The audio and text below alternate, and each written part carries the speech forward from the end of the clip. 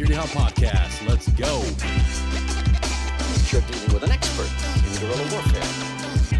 With a man who's the best. With guns, with knives, with his bare hands. A man who's been trained to ignore pain, ignore weather, to live off the land. His job was to dispose of enemy personnel. To kill. Period. Win by attrition.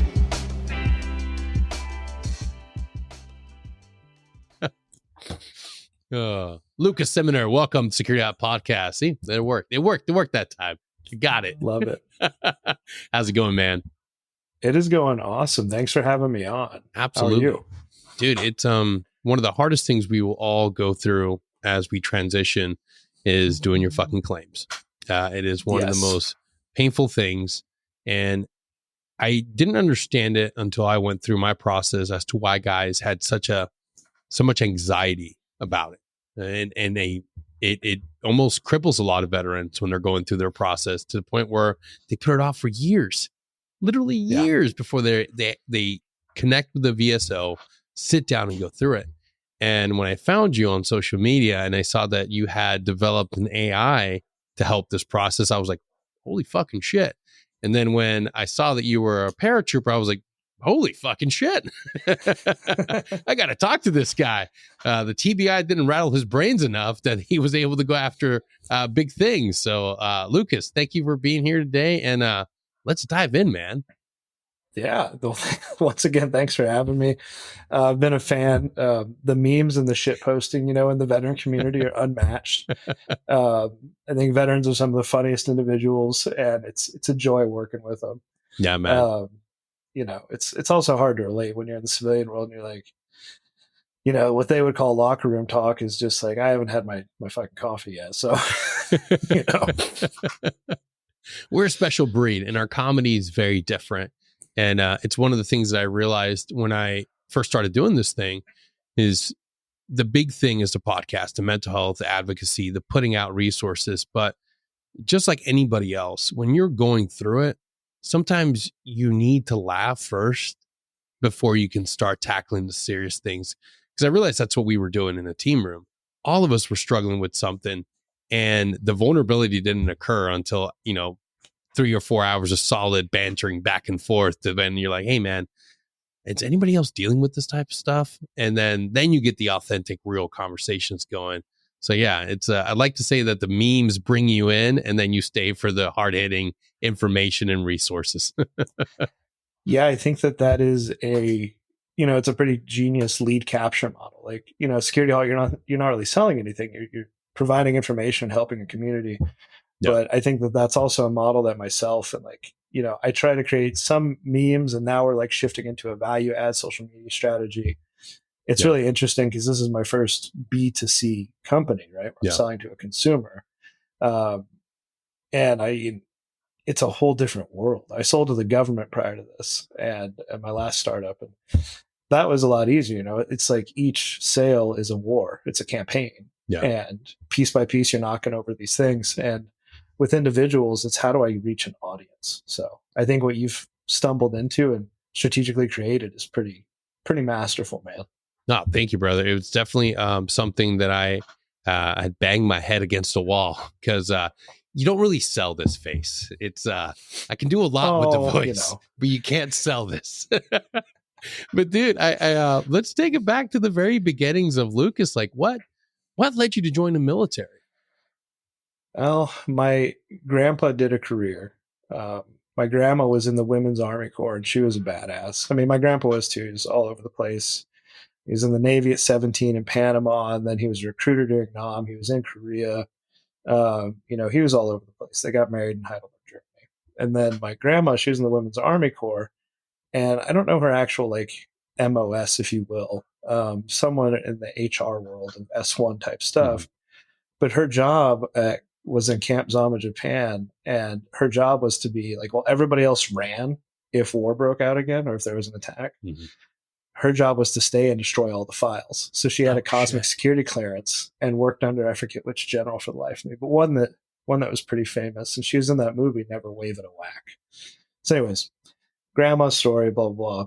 My family had that military history, I was a kid. I was like in 5th grade when 9/11 happened.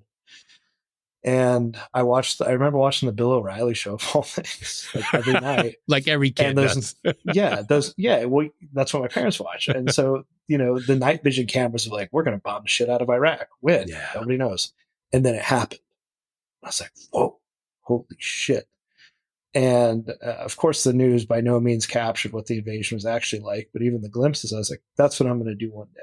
I'm going to fight for my country, and so the patriotism and adventure is what got me to join. And I joined at 17. Mom had to sign the permission slip and emancipate me.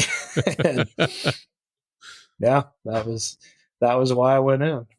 Hell yeah. That's a familiar call to action for so many of us in that time period. Looking back, I had the same. I mean, you see the first plane hit while you're home getting ready for school and you're not quite sure what the fuck's going on. You get to school and you see the second one. It's like, what the fuck's going on? Then, that was just like a moment in time, like core memory access point. Like, it's like, okay, like I don't know where I'm going, but it's going to be a branch I'm going to serve. And that, ultimately gets you to re-enlist and continue going because damn it, we're at war. Yeah. By the time I joined in 2010, and so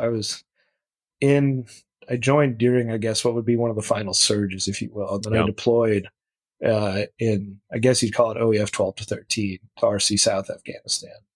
And at that point, it was the beginning of the mission when we got there it was powerful. We're going to take this back.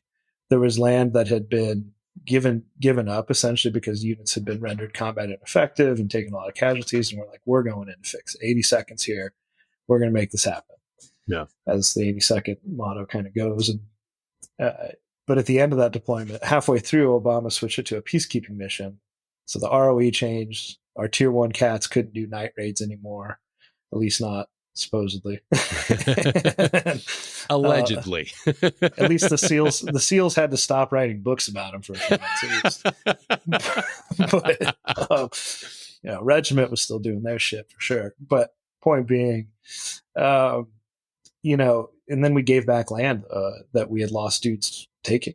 Yeah. And that's when it all went down for me. I was like, nope, this is some Vietnam shit.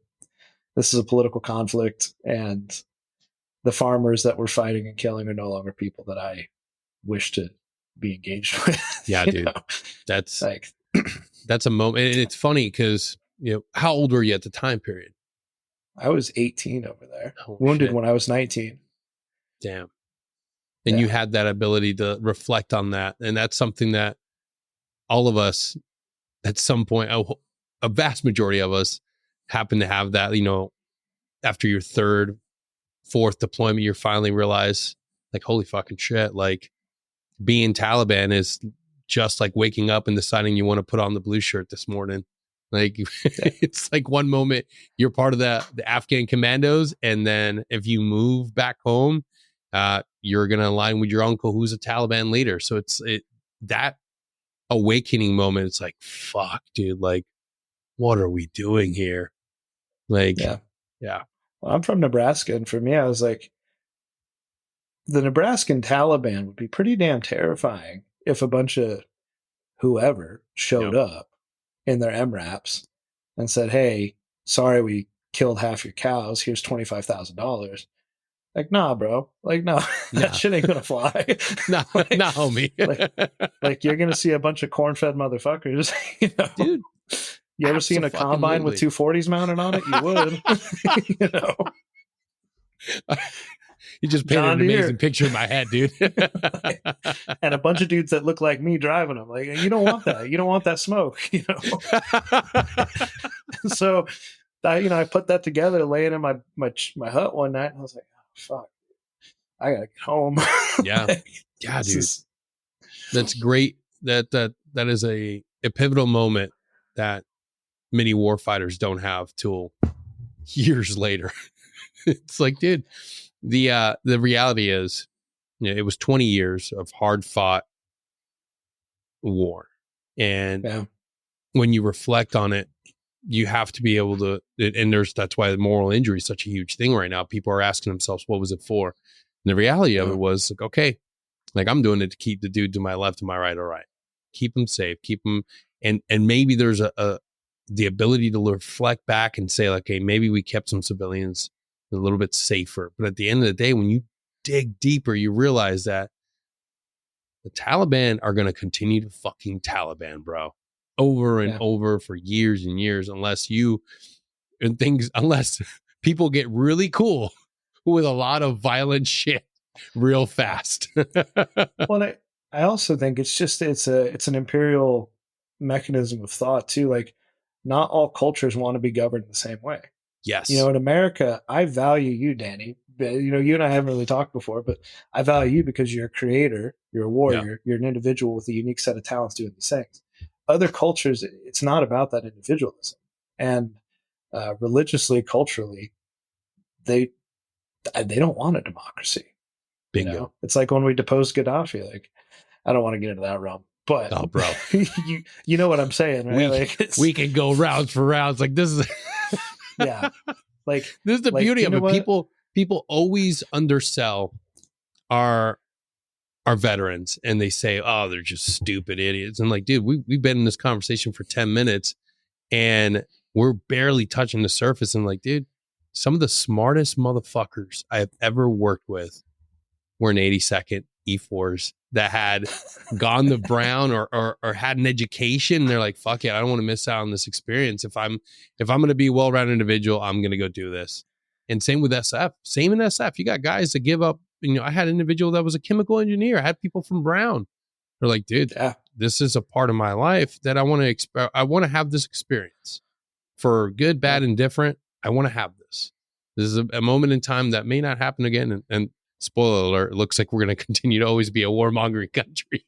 But I've met some of the most remarkably intelligent individuals in the service. And this is a proof of it right here. Being able 10 minutes in, and we're deep diving these moments in our own lived experience in Afghanistan, where we realized, like, maybe we were sold on something that was completely different than what we're experiencing right now. That 1,000%. I think, you know, history repeats itself, and there, you know, I wouldn't say a greater good or a greater evil, but there's power in, like, in my head, I always refer to Afghanistan as the two-way range. Yeah. You know, what makes America, if for nothing else, what makes America the most lethal country outside of our nukes? It's the fact that we've got a pissed off E5 with 2 divorces, a DUI, a 600 credit score that's soon to be a 420, and he's been deployed 5 times, and he's ready to do some shit. Yeah. When unleashed. And at Fort Bragg, I was, you know, we always saw the Green Berets. We always saw them doing their cool shit, walking around, living life, you know, looking happy, driving a nice Tundra. Because, dear God, those Toyota dealerships must have just had a fucking sponsorship with them. Well, and I'll tell you what, you drive a Hilux in combat. That is, I knew it. You'll never forget it. You'll never forget the feeling of a Land Cruiser, of a Hilux. And I'm still chasing that high, Lucas. I'm still chasing it. I used to say that. It's like, these assholes drive a Hilux once and get a Tundra. but you know, you see that at Bragg, and then you're like, it's funny. The people are like the most prestigious combat fighting, like, infantry unit that there is outside of, like, Ranger Regiment, but like big global response battalions and battalions of soldiers, right? At that scale, I would say most prestigious. And the truth is that they make life, the command climate, they make life at Fort Bragg so fucking miserable that when you go to war, it's like a damn vacation. Dude, you're like, my room's not getting inspected and I just got to smoke this guy? Yo, done. Where's that 320? You know, like call that the yeet cannon. Oh, mwah. Yeah, it's, you know, and the Russians see that shit. They're like, nah, yeah, we're good. It's so true, man. That the greatest moments in life in the military, if you're a paratrooper, infantry, SOF, is when you deploy, because the administrative shit will kill you. It just kills your spirit. That's 100% correct. You live for the Friday night games. You live for deployment. Like, that's, and maybe they do it by design. Maybe they do it on purpose. Yeah. Oh yeah, it's a mechanism, you know. But no, the VetClaims thing. I don't know what direction you want to go, but the transition period after. Oh yeah, You know? that's Like, a perfect place to segue into that. Like, you're a young man, you finally have this moment of great awakening, and you realize, hey, there's something better. What was your transition like? oh, it was horrendous. It was, I mean, that's a long drawn out story, but I'll keep the short version of it. Like, me and the Army didn't get along, especially Yeah. after deployment. I'd gotten hurt and I'd gained some weight because I couldn't move my leg right. Mm. And I was. What happened? This is what I don't like talking about it. Yeah, Not like no a problem at all. PTSD No thing. problem at all. Just like my personal brand is never like what happened to me. It's like the event occurred, but when I moved past all that, right, I get back to the States because I'd gained weight. The 82nd RCSM hated me or whatever. Yep. He was like, "Well, we're not going to pin you. You're Purple Heart. You know, you're unsightly." I was like, What?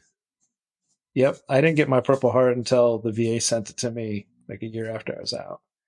And I didn't really care because we'd lost dudes. Like, the medal didn't matter to me, but it was the principle of like, well, you don't look like a pretty paratrooper. Like, okay, cool. That's great. And then, you know, I got out and the Army stiffed me on my last paycheck. Was essentially homeless, living in my Ford Mustang with all my duffel bags of stuff in there. Find a way to get that thing back to Nebraska, piece by piece, just pawning things off every time I need gas, essentially. And I get home and I'm angry, super angry. Like, I'm yelling about the dumbest inconvenience. Like, my fuse is non-existent, you know? Yeah. And we rescued this dog, this little pit bull. I still got him. He's still alive. Because I got out in 2013. He's like 16 or something now.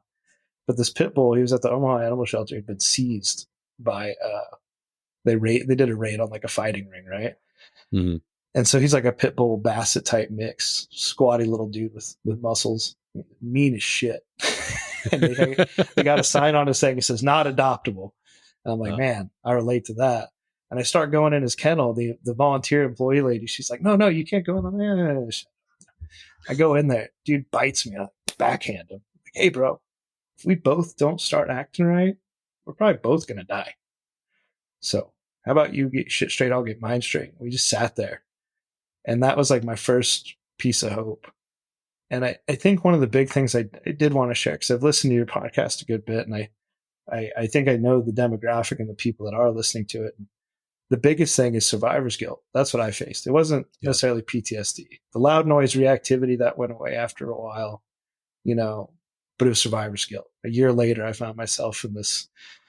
I'd moved to a double wide trailer in the middle of nowhere because that's all I could afford with the dog. And I tried to figure myself out. And I was at that point, you know, the pistol in hand, that moment. I was like, you either end it now or you live a life worth writing about so that none of their sacrifice is in vain. And like, it was that choice. Like, either end it now and just stop bitching, or your whole mentality going forward is live a life worth writing about, regardless the cost. Yeah. And that moment started this upward trajectory from making $11 an hour as a cable guy through many different career paths to now building multiple venture-backed companies and like finding fulfillment in my next mission. And I hope that piece right there, that idea helps somebody. Yeah, bro, that's, you know, I sit down with individuals and talk and discuss journeys and pathways out of those dark corners that we find ourselves in. And that's honestly one of the most powerful things, man.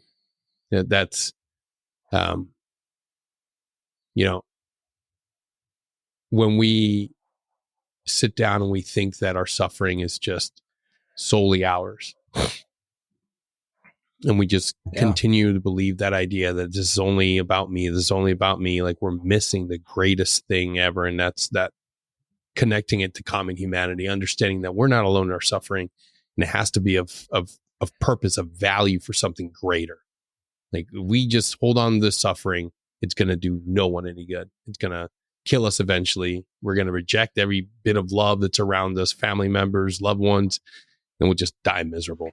But if you turn that into something powerful, force for good, and let it be your fuel, just like you said, like, I'm going to live to honor my guys. the people that aren't home, the dudes that didn't redeploy. Like, that's the most powerful thing we can do, man. Yeah. I want them to have something worth watching. You know, I think I've put myself in that shoe. If it had been me, what would I want to see my boys doing? It's not bitching and drinking and living a life of complacency of like, oh, well, I'm here. Let me go work this shit ass job and have the shit meager existence. It's no, fuck. It's embody the entire Rudyard Kipling poem of If, right? Bet it all on a game of chance, right? And I think that's a superpower that veterans don't realize they have. And once you worded it beautifully, once they turn that into a fuel, that's when you can start to realize like, oh, what threatens me? I've had nothing. I've seen horror. I've been through worse than anything anyone here or any situation is going to put me through, right? So what do I have to lose? Let me go. Yeah. And I went on the warpath of, I'm going to get straight A's in college. And I did. I dedicated my entire existence to getting straight A's in college. There's a litany of things, and it's not to sound braggadocious. It's in the sense of like, here I am. What else? You know what I mean? Like, why stop here? It keeps going. Dude. I got my nursing degree, worked as a nurse, and I was like, I don't like working in fluorescent lights anymore. So I got a military contracting job doing tactical medicine instruction in South America. Paid great money, but, well, I might be personally responsible for the average height of the Colombian male being 2 inches taller now, right? And so I had to get the hell out of Dodge, right? Who knew Amex didn't do child support? And I'm joking. You're a fucking honorary 7th group, Lukas. Ominous Dominus. Oh my God. Yeah. Yeah. Yep. Yeah. The that's an offline conversation, but remember, just throw allegedly. Allegedly, if you see some curly haired half blonde kid benching 500 at the age of 15, my B. All right, don't at me, or maybe do if he's going to play soccer or something. Tag me. But like, oh my God. I'll come back with the milk. That's bad. That's dark.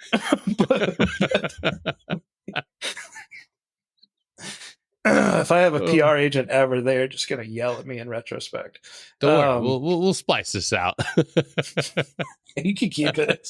I think, it's important to be real about shit. But I did that. And then I was like, I'm going to go be a doctor. I'm going to go be a DNP, get my nurse practitioner thing going. So I move up to Michigan with a homie that I went to basic with. And it's funny. I'm to tell you how much I've just kind of like thrown it all out time and time again and just chased what I thought would like bring me to the next level of fulfillment and being me. I was going to this Saginaw Valley State University up in Saginaw, Michigan to get my NP degree, right? And Saginaw it's heavy. I mean, like there's Bay City, which is a cute little Polish town. Then there's Saginaw, which is like the ghetto of ghettos. Like if your car is the wrong color, you might not want to drive down that block. Type of situation. And like I'm sitting outside a gas station, this Ice Cube song comes on. It's like, fuck school, I'm gonna be a dope dealer. And I was like, I really don't want to be in school anymore. And that literally set me on a path. I'd met a girl in California who'd moved to Austin, Texas. I wanted to be in Texas, and I was like, I don't want to go to school. I want to be with this girl. I don't know what the hell I want to do, but I know it ain't this. Yep. So I dropped out of school, and I went to the animal shelter there, and it was funny. They thought I was crazy because I walked in, and I was like, I want to walk dogs, And they're like, okay, how many days a week are you going to be in? So how many days a week are you open? Like 6. So okay. Well, how many hours a day? I was like, how many dogs you got? And they're like 30. I was like, probably 6 hours, And they're like, what? I was like, yeah. They're like, when are you going to start? I said, tomorrow. This guy just like flippantly like, whatever, dude. He probably thought I was there to do like some like court appointed community service or something. Yeah. But I had a mentor who had passed just prior to that, and he'd always told me, when you're stuck or you're lost, help someone else. Go look for someone to help. And the most immediate thing I could think of is I can help these dogs. Yep. And so for about 30 days straight, I went and I walked every dog in that shelter. And it was really funny. I was in the Drinking Bros Austin thing, and I was looking for a way to get to Austin, but I didn't have the money to like buy a house or I didn't do anything. I was looking for someone to split rent with because it was expensive here even back then. And it was literally on like day 29 or day 30, this dude posted on the Drinking Bros Austin group. He's like, hey, I'm a Marine vet. I got a house down here in Buda, just south of Austin. And I'm looking for someone to like rent a room out to, preferably another vet. And I was like, boom. Fuck yeah. And then it happened. Rescued one of the dogs that I've been walking. We loaded up everything I owned, my little F-150. Drove 24 hours to Austin the next day. Hell yeah, dude. And that in Austin, I taught myself how to code, blah, blah, blah. And that's how I got into this realm. I don't want to ramble, but yeah, that's how that, just like, don't, that's a lesson I want to like pass to people. It's like, don't be scared of like what you got in your gut. You've been in combat. Yeah. What you've got in your gut is 10 times stronger than what anybody else has in their gut. Dude, it's that limbic system. We don't know what it is. That part of the brain doesn't translate into, the words. Hence why you get that. It's a gut feeling. It's telling you, oh, this is what I should do. We don't listen to it when we transition. I talk to guys all the time, and they're just like, I just want a contract. Just need all the money in the world. I'm just going to do the easiest thing. And it's like 6-7 months later, they're fucking miserable, or they're drinking, and maybe they're doing drugs, and maybe their marriage is falling apart. It's like, you're making money. Yeah. But you're more stressed than before you were out of uniform. Yeah. Now you're drinking nonstop, even more than when you were in uniform. Yeah. So it's worse. Well, I mean, I'm making more money. Like, but you're miserable. Yeah, I am miserable. And then they go through that process of like finally sitting down and listening to what their guts tell them to do. And for a lot of guys, it's being of service again, or going back to school, or doing something like being an entrepreneur. One of the scariest fucking things. It's like, hey, I have this little idea that I really like, and it's a lot more enjoyable than working at Don's fucking cheese stick factory. And maybe I won't be able to make money right off the bat, but damn it, if I put all my effort into this, maybe I can make it into something. But guys are too scared to follow that limbics and to follow their gut, man. What was the thing that told you to like, I'll start coding? What was the original project behind that? So it was primarily location based. I'd moved to Austin. This is 2018. And it was the tech gold rush, genuinely. It was like if I had to imagine what the boom in San Francisco was like, it was comparable in a modern sense of, if you could write a line of code, you could make 80K. Really? Right? Yeah. If you had a pulse and you could write code in any capacity, even super junior, companies were bringing you in, mentoring you, because this AI stuff wasn't on the horizon where, one engineer could act as 10 because they're multiplied by essentially this force multiplier of AI. And that wasn't on the horizon at all. And so they thought the only way to secure our future was to get these ambitious junior engineers in, pay them well enough to stay here and be loyal, and give them the tutelage and mentorship to grow within the engineering field. And so I was like, shit, all right. So I didn't work. I like did little side jobs. I lived off the little VA rating I had at that point. And I was still tangling with them at that point. And I taught myself how to code online. And then I used what was left of my GI Bill to go to this coding boot camp, which was useless. But I was one of two people to get hired out of it. And I felt horrible. They were charging people like $30K, right, to go to this thing. And I was one of two people hired. And I got hired because I was a vet. And then I pulled in my friend who was a former Marine embassy guard, and he was in that camp with me. And we were the only two that got anything. So it was, do your research before you spend your GI Bill on any of that stuff. And feel free to hit me up on LinkedIn if you want me to like help you vet something. Cause like, you don't want to waste your time and work on that. Some of them are really good though, But anyways, that was what drove me to get into coding. And it's funny, that first company was an insurance company. They got sued for an accessibility issue, right? And my mom had married this guy who happened to be blind. And so when the company got sued for an accessibility issue, and it was a big, like potentially crippling lawsuit for a medium-sized company, I was like, how do I keep the job that I've got from going out of business? Yeah. Right? Because they're paying me good. And I am loyal as part of a team, I called up my stepdad, if you will, and we kind of knew each other. And I was like, hey, man, if I got you paid to sit here and where I implement a fix, you tell me if it works, would you do it? So I get paid? I was like, yeah. Pitched it to the CEO and the CTO the next morning. They had me on a flight back home the next day. In 7 working days, we mitigate this lawsuit just through the power of a rapid feedback loop. And I learned how to write code that enabled blind individuals to navigate the website, but also form a mental map while doing so, right? And so it's kind of like writing code that was visually appealing to the sighted user, but also the hidden stuff behind it was layered and structured in a way that it made complete sense to them. And that inspired me to create my first company, which was Clusiv. I built the world's first e-learning platform for people who are blind, and taught them job skills to get into the modern workforce. Essentially, there's no reason out of here. Yeah, there's no reason blind people can't use digital meeting platforms and email, but the problem is 20 years ago, your entry-level job didn't need technology. Nowadays, the most entry-level job needs probably 5 to 6 tech tools at minimum, between an email suite, a CRM, whatever. But no one thought about blind people. No one thought, how do we keep the training for them to onboard to this up to date? And so that's what I built. I built a platform that was hyper accessible. We built content that was for them. I built a company where 50% of my employees were blind. And then I sold into state vocational rehab agencies around the country, and I raised a little over $4 million in venture capital in doing so. And it was an absolute blast and an adventure and insane. Dude. I love how you speak about this so nonchalantly.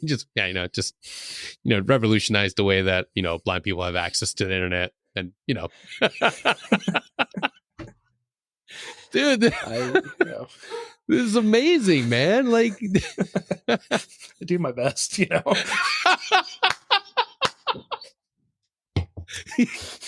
Denny, I'm just like any other, young veteran out there changing lives for millions of Americans, except when I wake up, I just jump into my pants. Holy shit, man. And this might be biased to me, but the thing that I want to tell people is like I'm special. Hey, sure. I'm dyslexic. Sure. Whatever. You are too.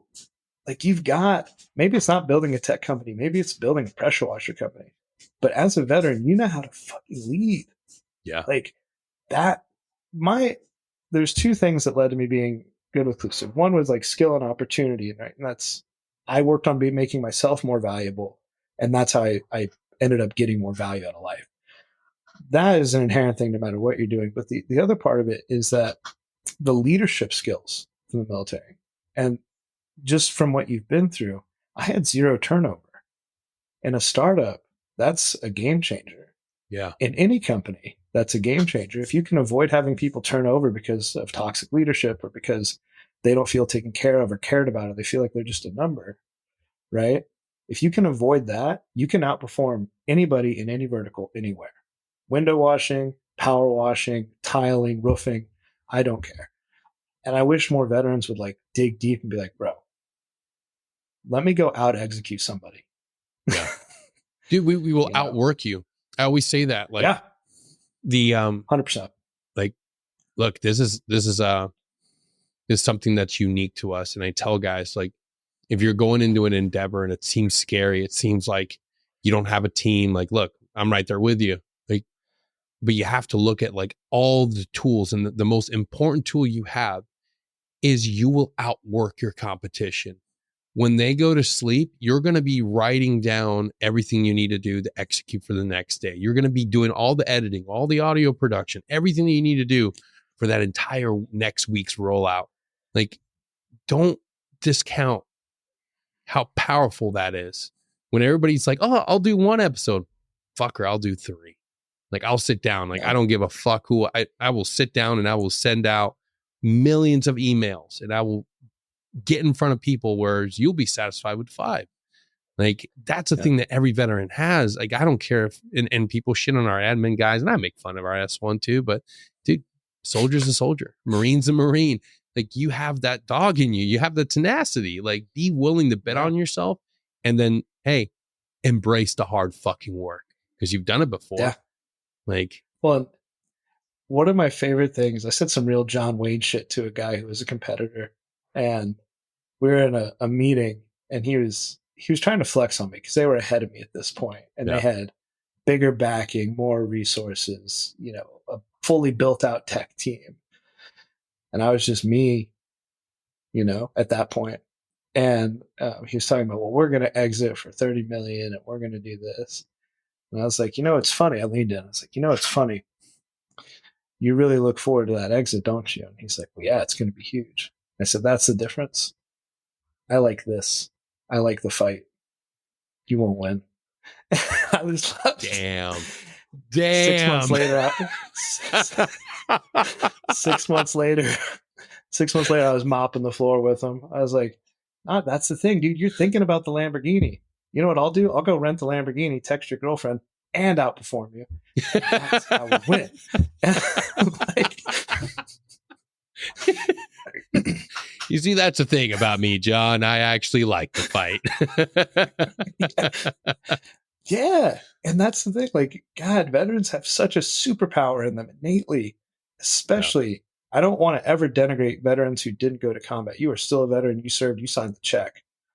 But I will say, too, if you've been to combat in any capacity, you know how to win the day, right? Like, you know what it means to be mission focused, laser vision, no distractions, left and right of you. That's it. Like, that is a superpower. And if you can channel that into any sort of business, and even if you don't want to start a business, that risk appetite isn't yours. You got kids, whatever. I don't care. In your job, right? How do you become an entrepreneur? How do you innovate and make things better and exceed and grow? And I don't know. I don't want to pontificate on that, but it is, I just have so much conviction that veterans are super enabled if they can turn it into fuel. Yeah. Dude, where did this businessman come out of you? Was it always something that was a part of you that you were naturally able to just tap into, or did it come through those, you know, trial and error situations? Because sitting here and talking with you, I'm like, I've talked to a lot of individuals that are like, oh, I created a business from scratch. I created this, but like, man, it just seems like when you were in the barracks, you were the guy that had the barracks store. You had the ability to sell somebody, and you were always creating something. Like, how did you develop this part of your life? Dude, that is, and that's one of the funniest things. They thought I was clinically retarded in high school. What? Yeah. I'm not fucking with you, man. They're like, yo, homeboy, he's a little special. He doesn't quite get the hint, does he? You see this line, this seminar, this is Lukas. Yeah. I was a badass kid. I was, and not in a good way. I was doing dumb shit. I was racking up felonies at the age of like, I don't know, 12. And like just dumb shit, right? And the teachers kept handing every parent-teacher conference. My mom would come home with 3 different military school brochures. And like that used to be the metric for how shitty I was. It was like, I got 4 this time. and in the Army, admittedly, I was not a good soldier. You know, some dudes that I served with are going to listen to this. Like, yeah, he was a turd. Like, yeah, I was. I didn't like listening. I wanted to know why we're cleaning out a Connex when it's 120 fucking degrees in the broad sun, instead of, hey, let's do those magical flexible hours because you own us 24 hours a day. Why don't we come back at 1600? You know, it's Fort Bragg. Let's not die. No. We need it now. And then for asking the question, go smoke yourself to death. Like, roger that. Cool. Glad you're taking care of me, Chief. But thanks. So I was not. I was not.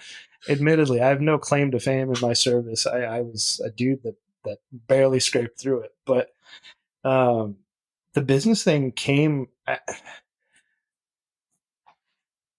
I don't know how to say that like eloquently, but I was dumb. And it was through pure brute force, right? My co-founder from the last company, his name's Tom Jackson. I always give that man a lot of credit. With Clusiv, when I was starting it was brute force. I was talking to these VCs, and I had no idea what a VC wanted or what that deck should look like. And they all would just say, well, you're too early. I'm like, oh, that doesn't help me get better or closer. And they're like, yeah, it's not really our job. I'm like, okay. Well, Tom is working for a prominent VC fund. I pitch him, and he's just like, the way he says, he's like, I knew something was different because this dude comes in looking like an NFL linebacker, and he's also like empathetic and talking about helping blind people, and he like knows the market, but he doesn't know how to talk about the business. Yeah. And me and him build a friendship over the course of a year, and I had to, when it comes to resilience and to show you how much brute force it really took, I pitched 185 investors before I got my first yes. And so to put that in perspective for someone who's never talked to an investor before, that's not just me saying, hey, Danny, here's my idea. Would you like to invest in it? It's me saying, hey, Danny, here's my entire life story. Here's why I've dedicated the past year of my life to this thing. And then you in return saying, well, that's dumb and you're too early. 185 times. Get the fuck out. Yeah. Yeah. Leave the donut, right? Like, can you put that coffee back? Like, you fuck. Stop eating my sesame cake and get the fuck out. Yeah. Yeah, seriously. The amount of upper deckers I've taken in Austin, BC offices is innumerable. Say, before I go, where's your bathroom? Oh, dude, by number 160, I stopped taking the lid off the top. We call that the condo. That's right. I made an iteration of the upper deck. Just say yes. We don't want to deal with the cleanup. six pending lawsuits later. But allegedly. Learning. 185, right? And it's so funny. The world gifts you, God, whatever you want to call it, gifts you when you prove that you will not quit. David Goggins has that thing. Nobody wants to fight something that keeps coming back. Yep. I will destroy whatever is in front of me. And I'm probably misquoting him, but whatever. And, someone's got to carry the boat. It ain't me. That's all that matters. Not my cup of tea. But, the 185 happens, and all in a matter, literally, I can't, it should be a movie. In 12 hours, Tom's like, hey, man, let's meet up. So we meet up at the WeWork that I was at. And he's like, we essentially asked each other out at the same time. He's like, I want to build this with you. And I was like, dude, that's funny. I was going to say, I want you to come build this with me. Yeah, it was very romantic. We kept our socks on. And, so literally me and him handshake a deal. An hour later, I get a call from this VC that I'd met in Virginia at a program. He's like, hey, we're in for 100K. I was like, oh, shit. And then literally the next day, I get a call from the managing director of Techstars, which is like the number one accelerator in America. It's more selective than like Harvard, Dartmouth, and Yale combined, I think is their statistic. It's like 10,000 companies apply for each session. They let 10 in, right? So 10,000 hyper-driven, highly motivated tier one cats are coming at this, and you get picked as part of the 10 that get to go. Wow. And that level of validation opens the floodgates. People are like, oh shit, Techstars is in? I want in. And that's what happened. So a year of nothing, a year of you're stupid, a year of you're wrong, a year of what the fuck are you doing, kid? And in 24 hours, I've got $100,000. Well, at that point, $220,000 between the two programs, meetings lined up that would end up with me closing $860,000 within 3 months. Wow. And that is how Clusiv started. And so be resilient. You're going to feel insane and you're not going to feel normal. And if you feel normal, you're fucking wrong. Stop it. Like, if you feel normal, you ain't trying hard enough. Yeah. And that, like, I hope that helps somebody. I've never really framed it like that on on a podcast before, but for the vets listening, I hope they realize like it's okay to feel a little crazy that you're running at. I feel crazy with vet claims right now. You know, it's do veterans really want this? Do they really, is this really a big enough issue? I see everybody complaining about the VA process, but at the same time, oh man, that's a whole nother topic. I don't know if you want to get into it, but oh, fuck yeah. Hell yeah. Let's dive into that, man. Yeah. Like, how did you pivot from Clusiv into this new endeavor? So the ego part of me wants to brush it off, but I'll be very, very authentic here because I think it is a critical point. I had the worst thing happen to me that can happen to a startup founder. I built the team. We had success. We did the unthinkable. We sold into 37 state agencies in a matter of a year's time, right? Wow. We helped thousands and thousands of people get meaningful jobs, change their life paths, find fulfillment, feel like they're a part of society. We released an impact report showing, hey, we're 7 times more effective than what the state governments have been doing.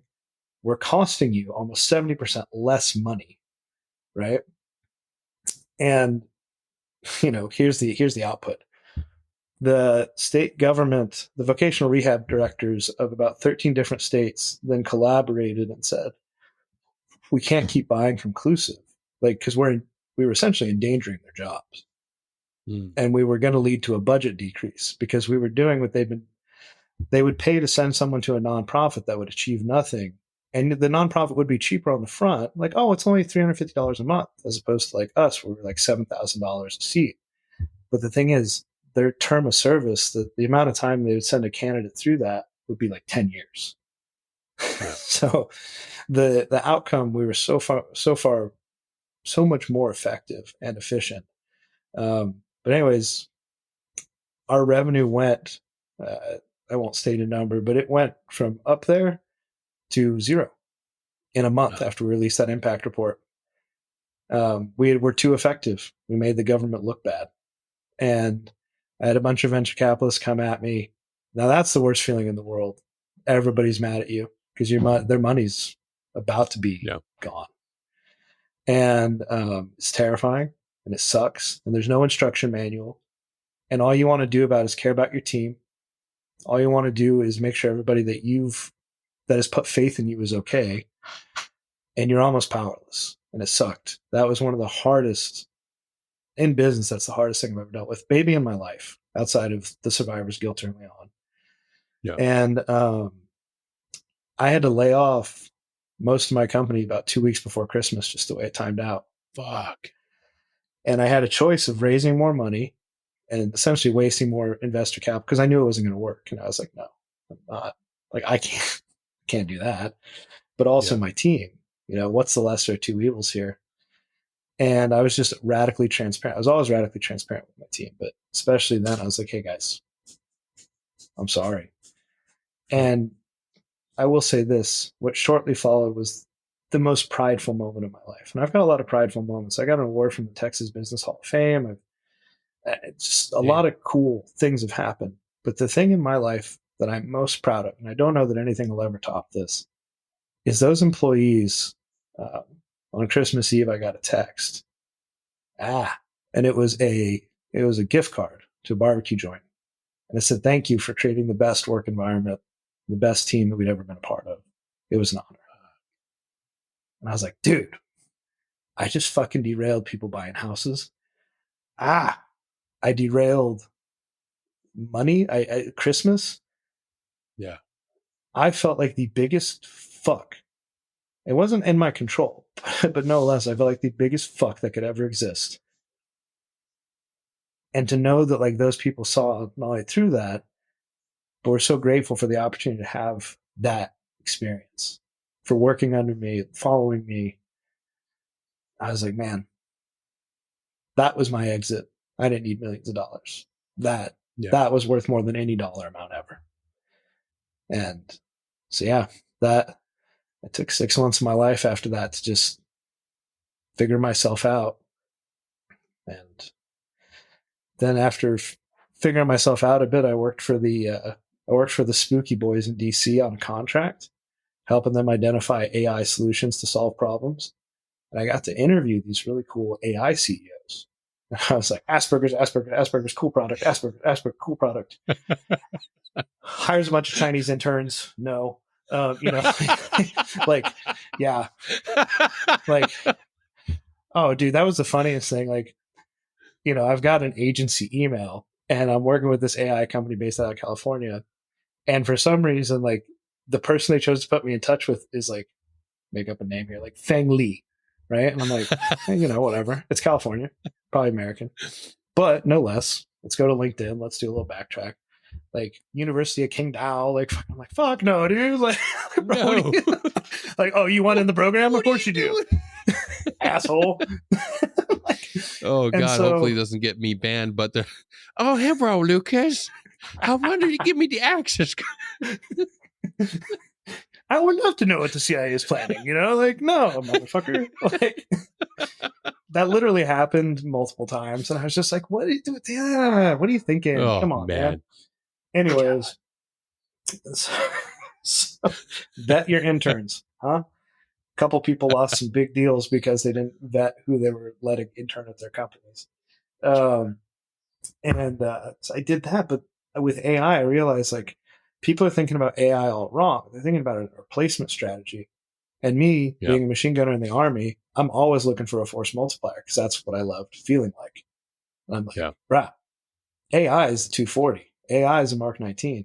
It's not replacing that soldier. It's turning one soldier into the fire effect of 10 or 20, right?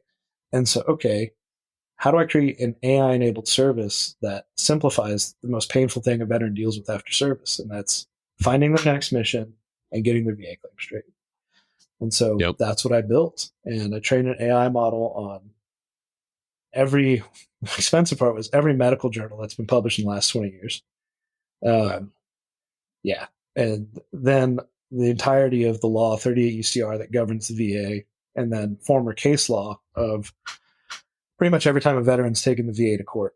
And so when someone submits a claim through us, it's not, or they don't submit it through us. They come to us to use our tool, I should say. Mm-hmm. And in using our tool, they essentially input what's going on with them. And then we produce a almost irrefutable backing document that so far has a 100% success rate. I'm sure that won't last. The VA is still going to say yes, no to some things. Yeah. But in general, it's really hard when you put the VA in a position where them disagreeing with you would require them standing up in court and saying, this guy we just brought out of med school disagrees with the Harvard Medical Review. Yep. Oh, okay. Best of luck, Chief. God bless. Yeah.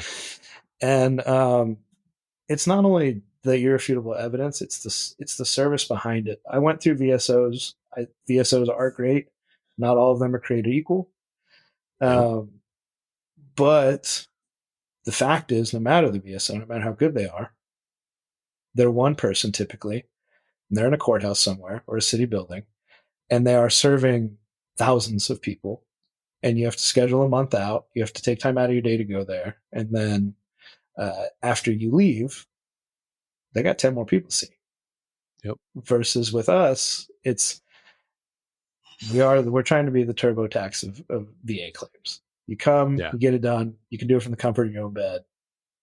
Shit's ready to file in a week. And we cover you if there's anything that you need to do wrong. I don't want to be like salesy. Shit. No, that's just like, but that's the product ideation behind how we built this up. Yeah, that is an amazing product. Like, fuck having to meet and greet, potentially 2-3 different VSOs till you find somebody that you kind of jive with, because that's the lived experience for many veterans. And meet the first one, kind of a dick or out of touch, grumpy old dude, and it's like, fuck, I don't want to sit down with this asshole. Like, fuck that.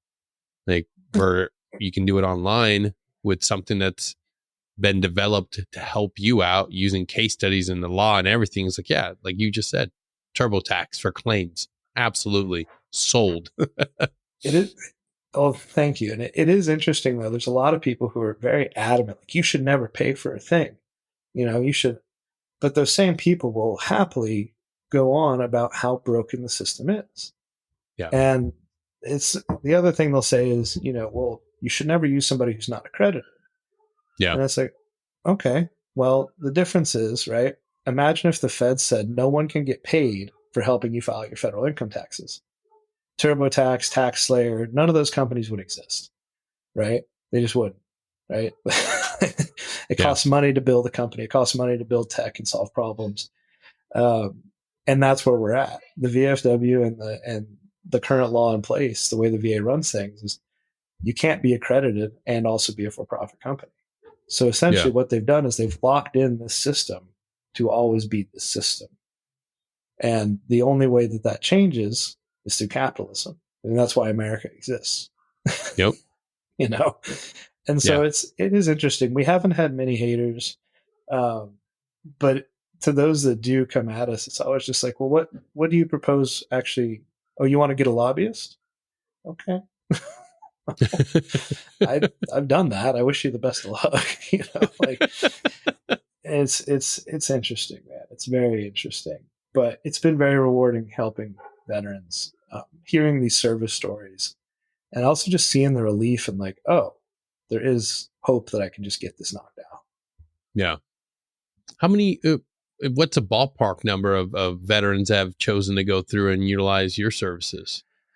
So we did 36 test cases before I ever went public with the company because I wanted to make sure that things worked.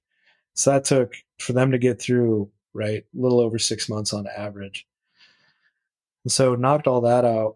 And once we had like pretty positive results, right, we hadn't lost any, nothing had gotten kicked back. There wasn't any glaring issues going on.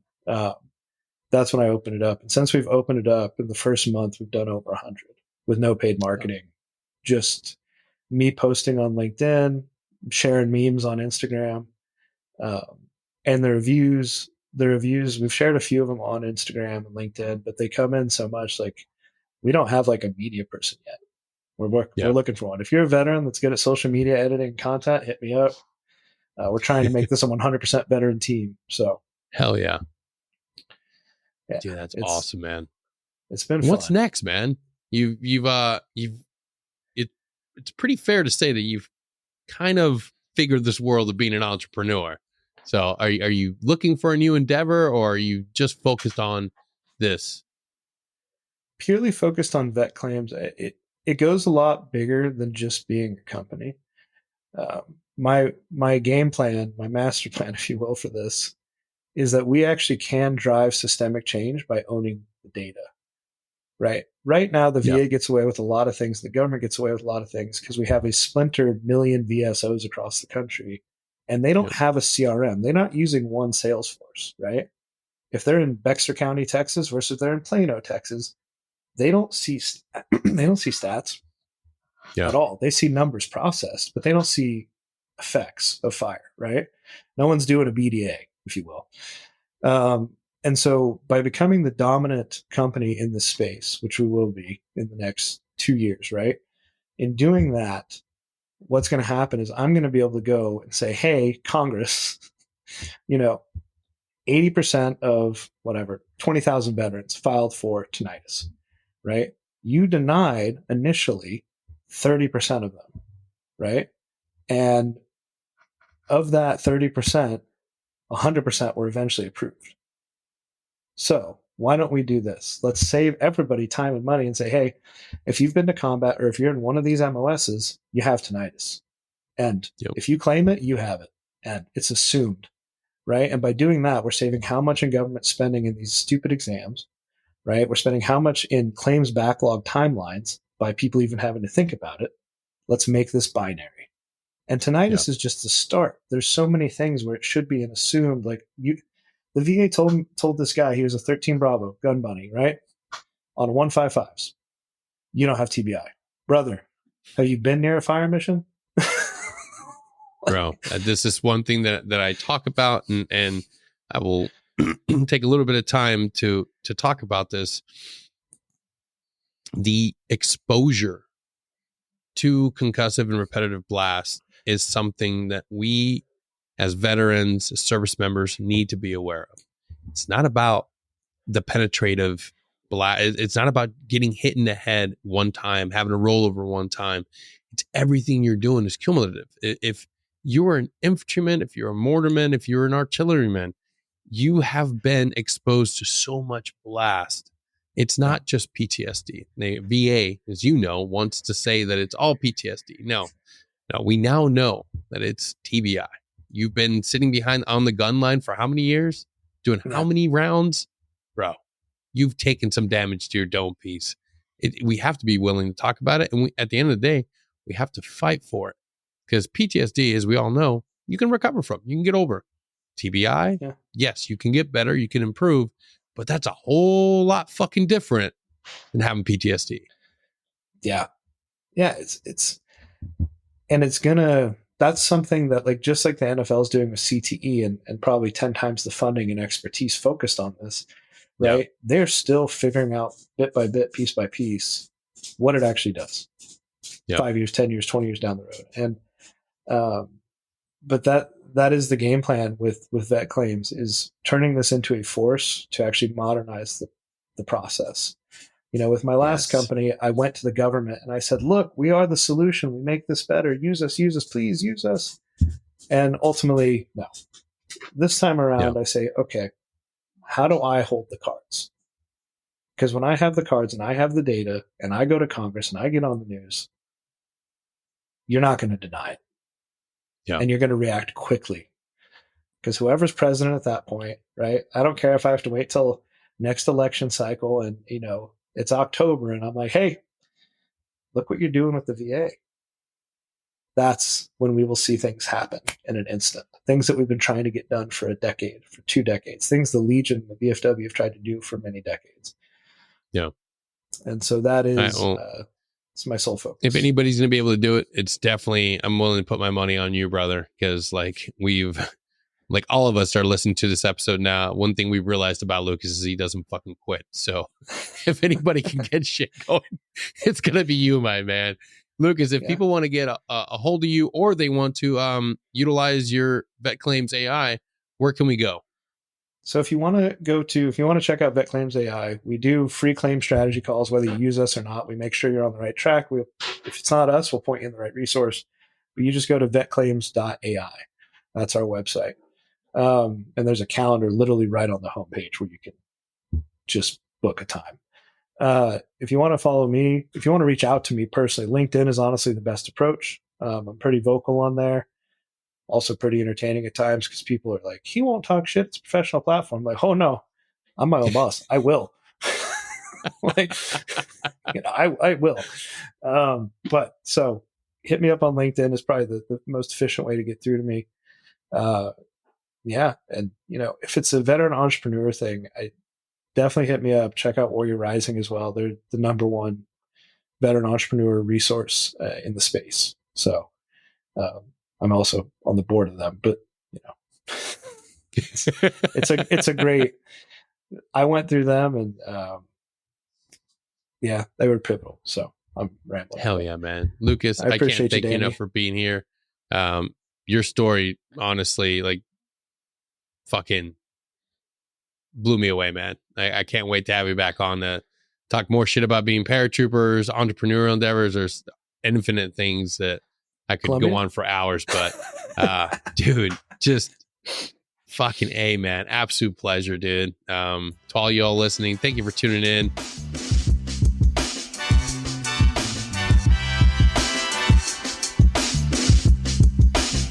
If you like what we're doing and you're enjoying the show, don't forget to share us, like us, subscribe.